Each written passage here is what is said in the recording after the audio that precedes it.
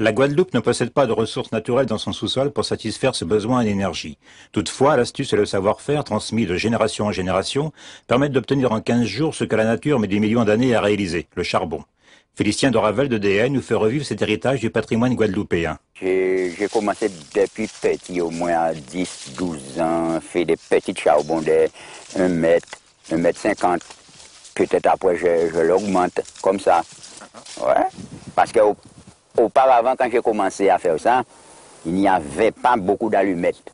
Il n'y avait pas beaucoup de choses. C'était au moment Sauin, les choses comme ça. Alors, le matin, j'allais dans le petit charbon prendre du feu pour allumer dans notre foyer, parce qu'à l'époque, c'était foyer, on appelle ça les 3 roches. Depuis, les 3 roches ont laissé la place au réchaud ou au barbecue. Mais si chacun sait à l'usage apprécier les différences de qualité entre les charbons, tout le monde ne sait pas quelles sont les étapes de fabrication du charbon de bois et avec quelle minutie il faut procéder pour obtenir d'excellents résultats. Au début, il faut commencer à préparer l'emplacement. Là, c'est déjà préparé, ça prend moins de temps. Mais quand c'est un charbon neuf, il faut arracher les choux, il faut arracher les pierres qui sont dedans, il faut préparer le terrain un peu, je ne dis pas au niveau ni à l'équerre, mais d'une manière bien propre. Il faut qu'il soit bien plat. Il faut qu'il soit bien plat, il faut qu'il soit bien propre. Et puis après, on commence à coucher les rances que vous voyez à terre là, comme ça, pour que ça puisse avoir un petit hauteur quelconque, puisque ça fait pratiquement 10-11 là, hein, de hauteur. Et puis on continue à mettre les bois, comme ça, bien entassés. Serrer le plus possible. Serrer le plus possible, voilà.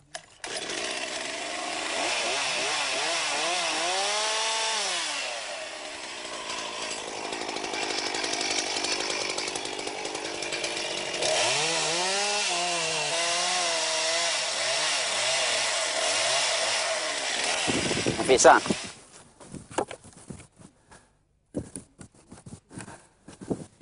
C'est bon.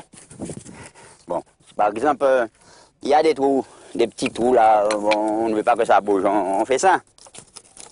Bien, comme ça. Comme ça. Par là aussi.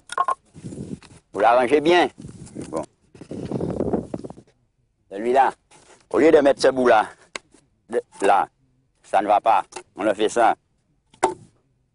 C'est comme du parpaing, hein? Bois dur, bois tendre, toutes les variétés de bois sont mélangées. Ça, ce sont des étés qu'on a déjà commencé à travailler pour faire des coffrages du béton. Au lieu de les jeter, je les ai amenés ici.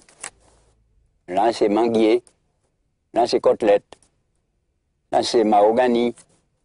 Côtelette aussi, hêtre blanc. Normalement, on le fait avec du carton.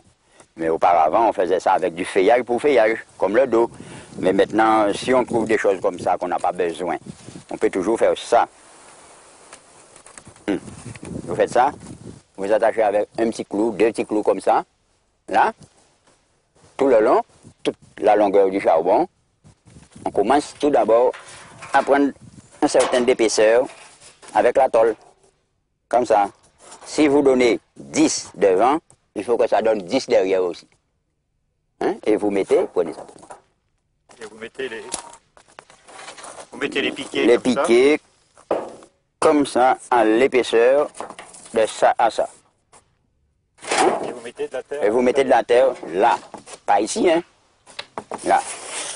Et ça brûle ensemble avec les bois et la terre reste à côté. L'usage de la tôle n'est pas indispensable. L'essentiel, comme on le fait parfois en grande terre, est d'habiller l'ensemble du tas de bois, de feuilles, d'herbes ou de paille, et de le recouvrir d'une bonne couche de terre.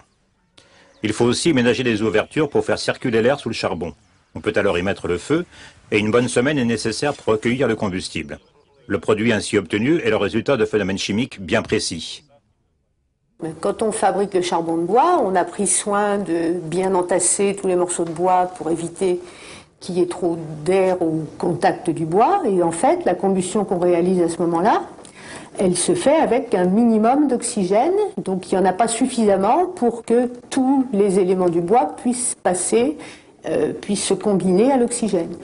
Et en fait, on obtient essentiellement donc de la vapeur d'eau et à la place du gaz carbonique, simplement du carbone.